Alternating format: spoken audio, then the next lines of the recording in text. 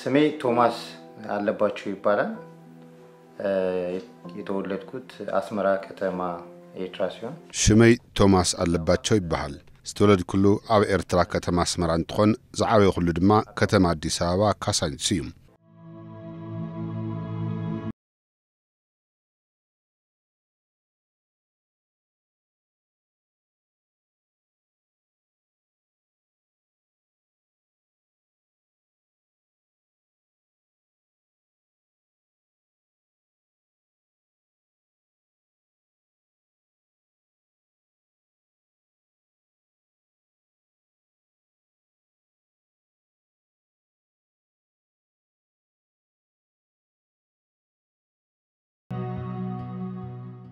በስደት ዓለም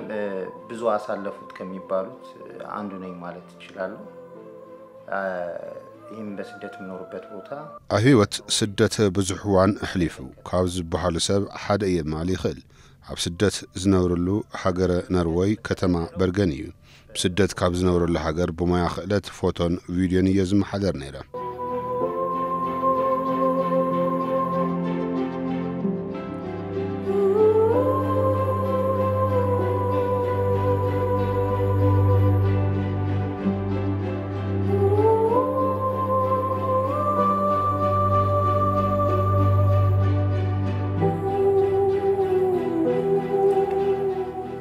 ወደዚህ ወደ ፎቶና ቪዲዮ ስራ ሙያ ስገባ በርካታ ምክንያቶች ነበሩኝ ከዚህም አንደኛና ዋነኛው ምክንያቴ ናሙያ ክእለትን ፎቶን ቪድዮን ተኣቱ ብርክት ዝበሉ ምክንያታት ነይሮምኒ ነዚ ተቀዳማይ ምክንያተይ ናብዛ መሬት እንትመጽእ ብዘይካ ዝኾነ ይኹን ዕላማ ከም ዘይመጻኹ ይፈልጥ እየ ኣብ ዝነብረላ ሃገር ፍቃድ መንብ ስለዘይብለ ምስራሕ ኣይኽእልን ነይረ ኣነ ከዓ ኢደ ዓጻጽፈኩም ዋል ኣይከኣልኩን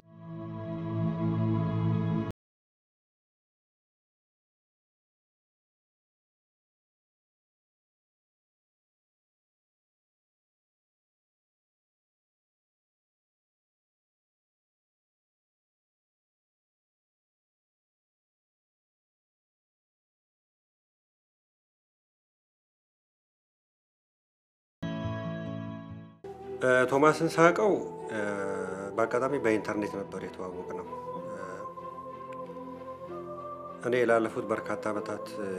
ዝም ብዬ አንዳንዴ አቅም በፈቀደ መጠን ምስ ቶማስ ተፋለጥና አጋጣሚ በኢንተርኔት ይነሩ አነ ንዝሐለፉ ብዙሓት ዓመታት አቅመይ ብዝፈቀዶ በኢንተርኔት ሓደ ነገር ይለቀቅ ስለዝነበርኩ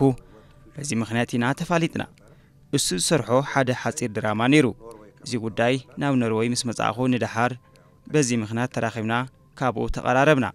ቶማስ ብጣዕሚ ጠንካራ ሰብ ምዃኑ ብዓይነይ ዝረኣይኹ እዩ ጥንካሩ ብጣዕሚ ዝገርም ነይሩ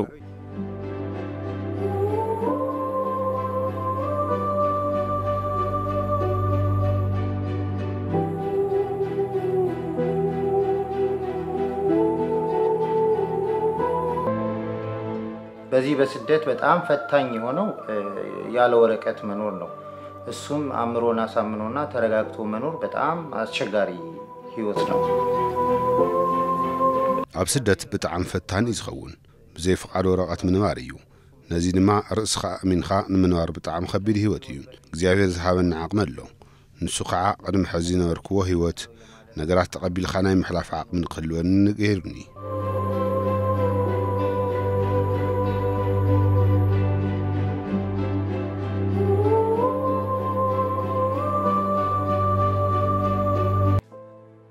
ቶማስ ሌላው በጣም የሚገርመኝና በሌሎች ሰዎች ላይ ያላየሁት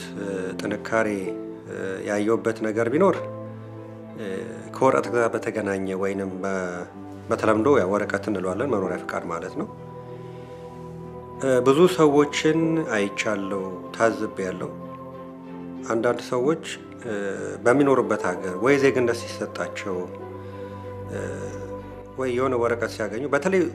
ዜግነት ሲያገኙ ኣብ ካልኦት ሰባት ዘይረኣኽዎ ኣብ ቶማስ ዝረኣኽዎ ጥንካረ ምስ ፍቃድ መንበሪ ተተሓይዙ ብርክ ዝበሉ ሰባት ርየ ተዓዚበ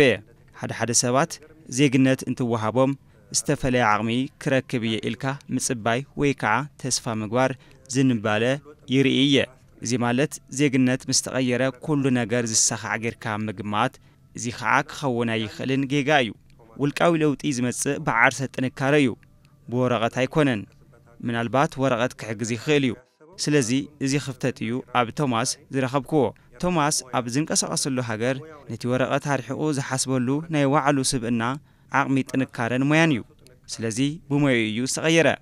بورقه هيكونن ازي كبل انتلخو بناي بعلو سبنا طنكاريو توماس تغيره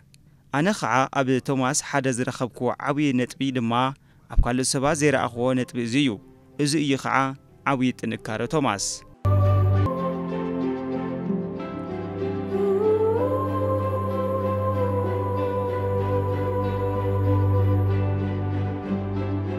በቀጣይ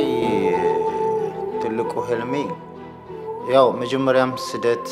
ስወጣ የተለያዩ ህልሞች ነበሩ አንዳንዴ ህይወት ወስዳ የሆነ ቦታ ላይ ታደርሳለች እኔ ራሴን ፎቶግራፈር ወይንም እኔ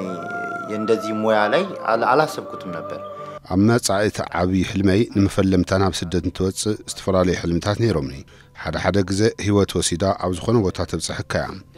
ኣነ ንባዕለይ ኣብ ሙያ ፎቶግራፈር ክሰርሕ ኢለ ሓሲበ ኣይፈልጥን ናተይ እንጀራ ኮይኑ ኣነ ንባዕለይ ኣብ ሙያ ፎቶግራፍ ኣትየ ረኺበ ኣለኹ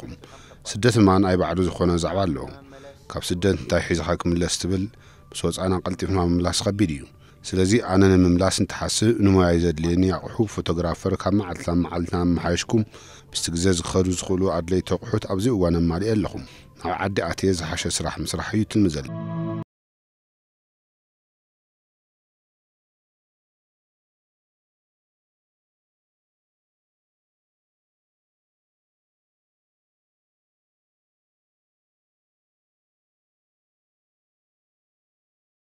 በመጨረሻም ማመስገን የምፈልገው በእውነቴን ነው እኔ የሰራሁትን ስራ እስከማላምን ድረስ አሞዳታ ምስጋን ዝደልዮ አነ ስራሕዎ ስራሕ ክሳብ ዘይምእማን ዝበጽሕ ኩሉ ደረጃ ክሳብ ዘይምእማን ዝበጽሕ ኩሉን ውጽኢታውን ክኸውን ዝገበረኒ እግዚአብሔር ይመስገን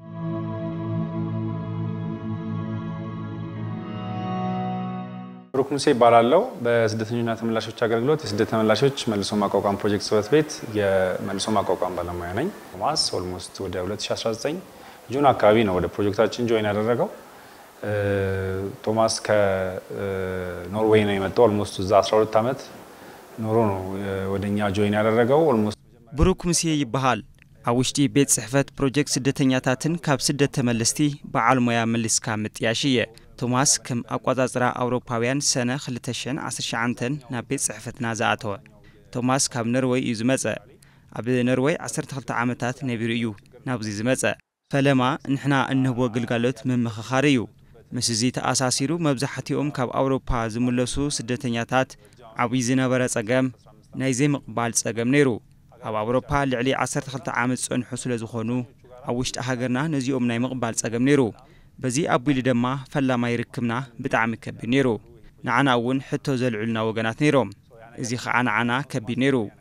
ኣብ ቶማስ ግና እዚ ነገር ኣይነበረን ፈለማ ኣብ ዝረኸብክዎ ግዜ ንዓና ንምትባዕ ኢሉ እውን መብዛሕትኡ እዋን ንሱ ካብ ወፃእ እንትመጽእ ብዙሓት ሓሳባትን ሕልምታትን ሒዙ እዩ ዝመጽእ ቶማስ ካብ ካልኦ ዝፈልየ ነገር ብርክ ዝበለ ሓሳባት ነይሮሞ ብፍላይ ሒዝዎም ዝመጸ ናይ ቢዝነስ ሓሳባት ጉዳይ ኢና ንዛተ ነርና አፈለማ ብዝነበረና ዕላል ብጣዕሚ ተገሪምና ነርና ስለዚ ብዛዕለልናይ መንገዲ እዩ ነቲ ጉዳይ ዝደፈሉ ቶማስ ካብ ዝነበረ ነገር እናዓበየ ሎሚ ዝበጽሕሉ ደረጃ ንኽበጽሕ ኮይኑ ንሕና እውን ንመጻኢ ዓብይ ትካል ክህልዎ እዩ ኢልና ተስፋ ንገብርን ንሓስብን ነዚ እውን ዓብይ ተስፋ እንሕድረሉ ተመላሲና እዩ ስለዚ መንገዲ ቶማስ ውጽኢታዊ እዮም ካብ እንብሎም ተመለስትና ሓደ እዩ ውጽኢታዊ ተመለስትና ካብ እንብሎም ብብዙሕ ነገር እዩ ናብነት በቤተሰብ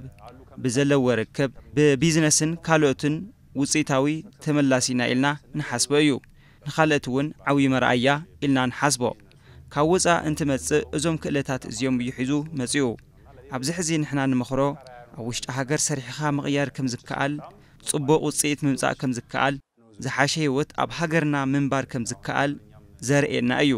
ንቐጻሊ እውን ዓብይ ቦታ በጽሑ ከም እንሪኦ ተስፋ ንገብር ስሜ ነብዩ ቶማስ ይባላል የቶማስ አለባቸው የመጀመሪያ ልጅ ነኝ አባቴ ከውጪ ከመጣ ኦልሞስት 4 አመት ሆኖታል። ከዛ ከመጣ በኋላ ግን ብዙ ሙያዎች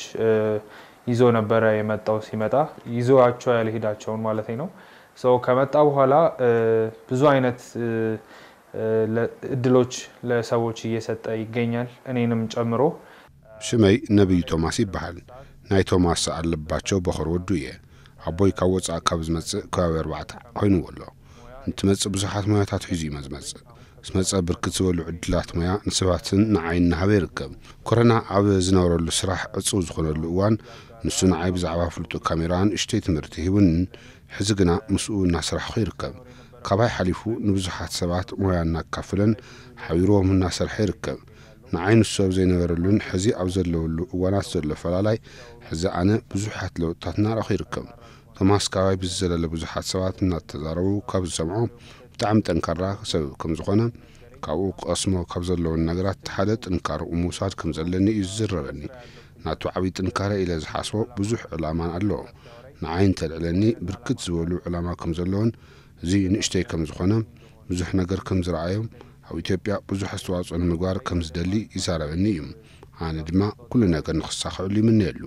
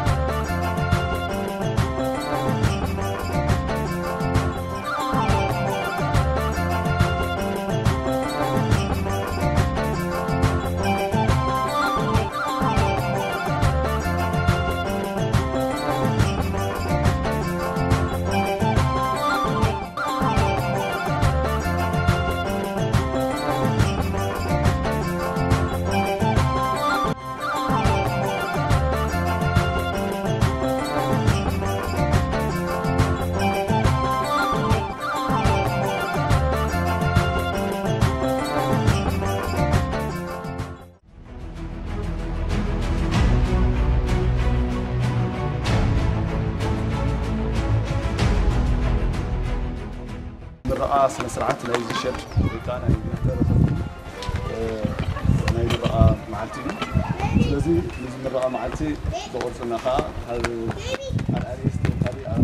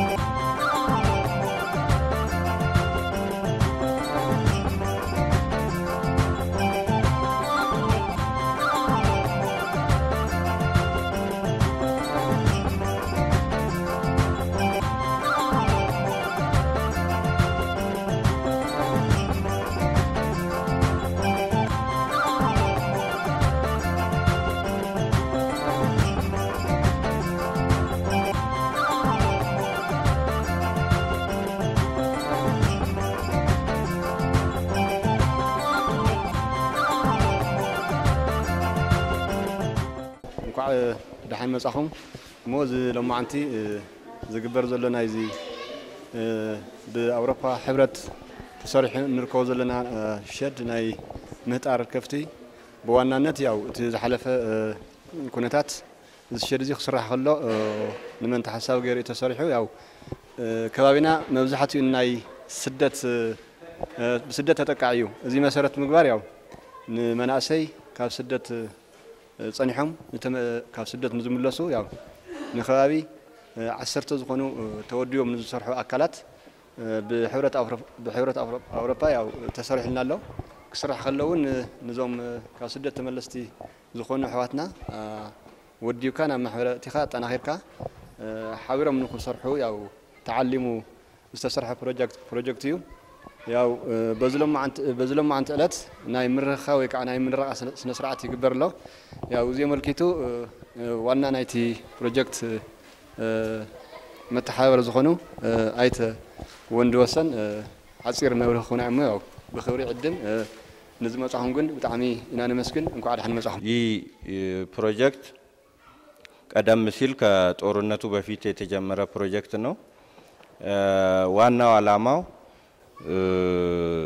ለወጣቶች የሥራ ዕድል እንዲፈጠር ተብሎ ታስቦ ታቅዶ ነው ከጦርነት በፊት የታቀደው እዚ ፕሮጀክት ቅድመ ኩናት ዝተጀመረ እዩ ቀንዲ ዕላምኡ ንመናእሰይ ዕድል ስራሕ ምፍጣር እዩ እዚ ፕሮጀክት ብምኽንያት ኩናት እዩ ደንጉ ነይሩ እዚ ፕሮጀክት ቤት ጽሕፈት ሰለስተ ቀንዲ ስራሕታት ዝሰርሐ እዩ ቀዳማይ ዜጋታትና ኣብ ዝተፈላለዩ ሃገራት ስደት ጸኒሖም ጸገም በጽሕዎምን ተኣሲሮምን ዝምለሱ ሓገዝ ኢኮኖሚያውን ማሕበራውን ብምግባር ምስ ዝነበሩሉ ማሕበረሰብ ተዋሂዶም ንኽነብሩ ምግባር እዩ ቀንዲ ዕላምኡ ካልኣይ ድማ ብዘይ ስሩዕ ፍልሰት ተሰዲዶም ዝነበሩ ግን ድማ ዝምለሱ ዜጋታት ነዚኦም ንምጥያሽ ዝሰርሑ በዓል ሃፍቲ ዘይ መንግስታዊ ትካላት ብገፊሑ ኣብዚ ጉዳይ ዝነጥፈሎም ብተመሳሳሊ እዚ ፕሮጀክት ቤት ጽሕፈት ዝሰርሑ ዝተፈላለዩ ትካላት መንግስቲ ካብ ፍልሰት ተመለስቲ ተቐቢሉን ኣብ ምጥያሽ ዝሰርሑ ይኹን ዘይ ስሩዕ ፍልሰት ዝሰርሑ ነዚኦም ዓቕሚ ንምጥንኻር እዩ ዝሰርሑ ዘለዎም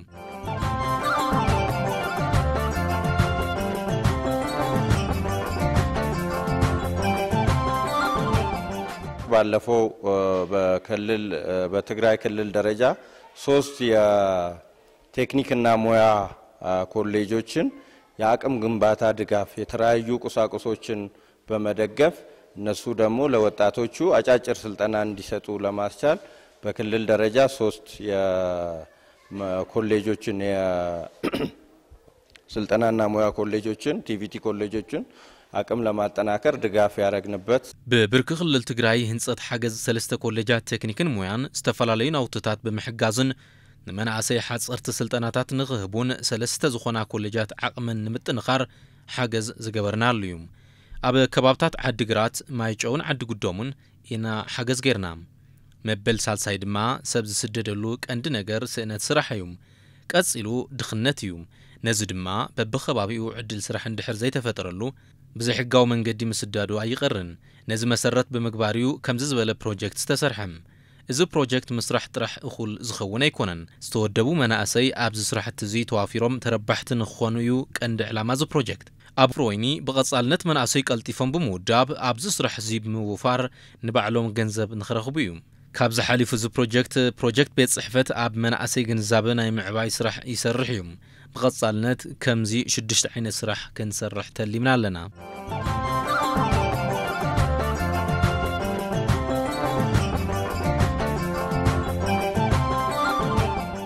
ሰላም ሲፈጠር ይሄ ፕሮጀክት በአጭር ጊዜ ውስጥ መስራት የቻልነው ለዚህ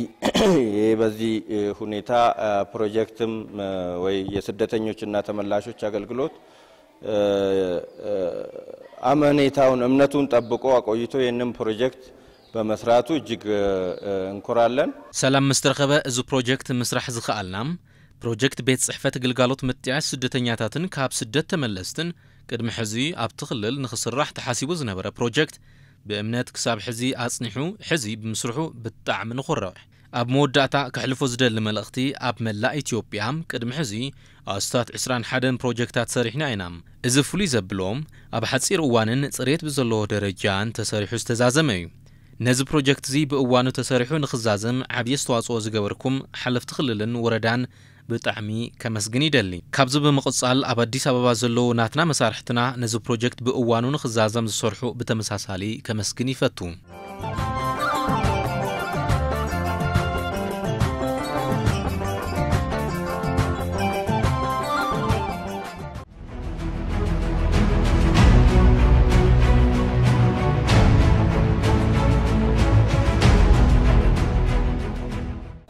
بحفشة كتما فرويني بتوم ناي سدة تقع تخول بهالو إيراتات حدي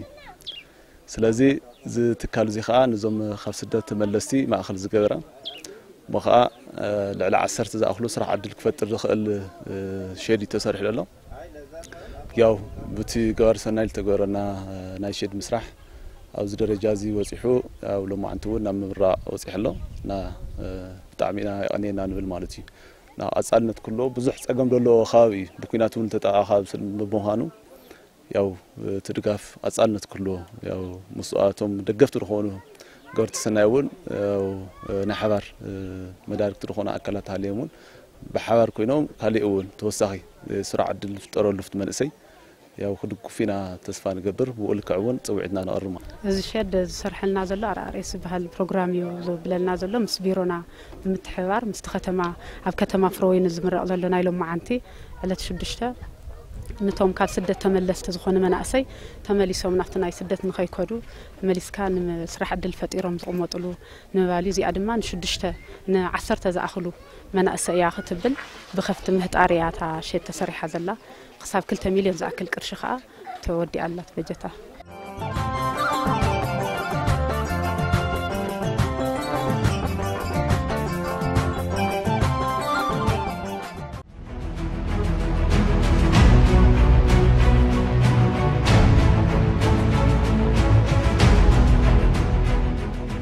هزت من أسي تسفانا مقرات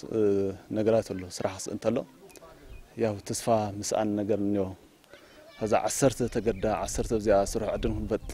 فطر لهم تلو بقول كون ساعتهم صراحة تنيا يفطر نيو سلازي تسفا قبري خالي مالتي تمنجستون أو ساعة زي خنريت لنا شكوم يا خالي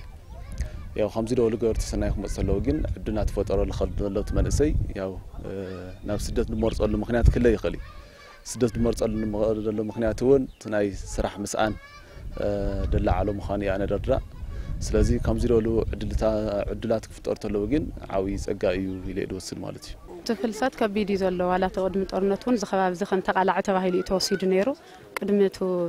قد أمنا خبيد زخنا نايت أرنت جزية ين زيعة سليك تغير نيرن سلستي أن ختمات كتما مخني ختما فرويني خمون كتما فاتس ينتن هذا بروجكت زي حق زنا زلوا زيعة كقدمة أرنتون بركز ولا من استيقاظ زخباب تاتزي زخدلو سلازنا برأينا تناي محراي سرح تصريح نيرو هذا دم عم استفتقراي قد يمزلو خبيد زخنا نمقلاص وتتسقم شجر فلايت من السينا خبيز زخانة أجمع يزلوا خبيز زخانة نايسرح عدل سنة يزلوا نزيد ما فلايت من قصة حق زوج جبوف تناي مسرح المشهد مسناي لقاح مسناي سلطنة حدا أكل خوينو تناي مسرح المشهد بروجكت زيك حق زوجكم يلو زي بمسرحون إحنا خم ولا نشتي نقرتهم كم تصبوقين إحنا مسكنوا ندلي قد سألنا تون كنا خهلوا إنا نبل تمن السينا جن خبيز زخانة أجمع يزلوا تناي سرح سنة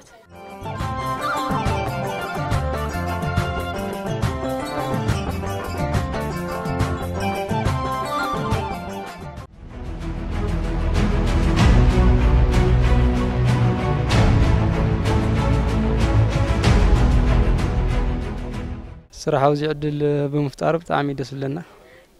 كامل قصلنيو صراحة فترة المناسي كامل قصلنيو خبزنيو سدت يلي خا سدت تقطينا زي عدنا سرحنا خلنا وقتي تلدلي تسفاي هو يب لا يسفحي لندحر دا أخيدلنا تمن سيناتن زعب عد ندحر تمتاچو وناي مسرح نمشطني هون ناي لقح خمون ناي سلطنا ندحر رخيو سدت زمرص يلن زرو زرو ግን زي طناخير كان دحر تسريحو صبق ጭላንጭል ተስፋ ኾነ ይኽእል እዩ ዝብል ሓሳብ ይዘለና ነው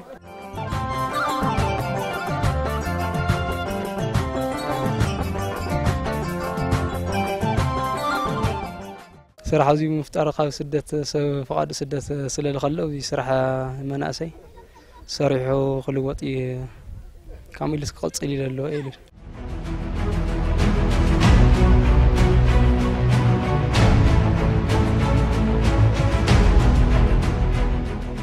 صراحة عدلك فطروا لي أنا حاسوب منسي سفيحي سفيح بمهانو بعسرته بعسرة زفطروا لهم صراحة عدل بتشات أتأخولي لنا نحسي سلازي خامس للهنا تي بروجكت ببعموتو تجرده خبزي بالبلازة نجارات أتأتي بتكنولوجيا التحجزة ناي مياه تمرتات بلولو نجارات ونا أو تتنت في ده حسوا مالتي موزحة تتمنى سيحزنا دخلون ناي مياه ክእለት ትዕብይ እዩ እና ከምኡታት ደልውን ያው ትትነጥፍና ድጋፉውን ብኡልክዕ ያው ዝዓዘዘ ትኸውን ትድጋፍስ በብጊዜ በብዓመቱ ንትረለ ስራሕ ስኡል መንእሰይ ብዝሓቁፍ ተስፋ ብዝገብሩሉ መንእሰይ ትኸውን ይብል وخلف الدل ملأختي قصالنت كله ز بروجكت زي قصالنت كله قصالنت بچاخي خونا ያው ንዕኡ ሓገዝ ትኹን ድኾሉ ገበርቲ ሰናይውን ከተኣታት ማለት እዩ ምክንያቱ ከም ተቀድም ኢለ ተገለጽኮ ዓቕሙ ናይቲ ከተማ እውን ያው ንትደሎ መንእሰይ ክሽከም ልኽእል ዓቕሙ የውሊ ስለዚ ዓቕሙ የውሊ ከተማ ተኮይና ከዓ ግዴታ ክድገፈሎ ማለት እዩ ትለይ ተደጊፉ ግን ያው ትናይ ስራሕ ስኡን መንፈስውን ጸገም ስለኽፈጥር ልኽእል ያው ምዃና ንጽቦ እዩ ሸድ ብዙ ሰሪሕካ ካብ ቅርሽቶ ሰሪሕካ ባዕሉ ስራሕ ዕድል ክፈጥር ኣብ ትሕቲኡ ከዓ ሰራሕተኛ ከተኣታቲ أمجار صبويو عندما بتكنولوجيا تحجز عمناي موبايل سجنا خوني خليو خلوت تمرتاتون مسرد جراجين خمتاتون سلطنات سيو تمن سيتسفار جورولو نجار تفتر ياو سويتنا نقرر مالتي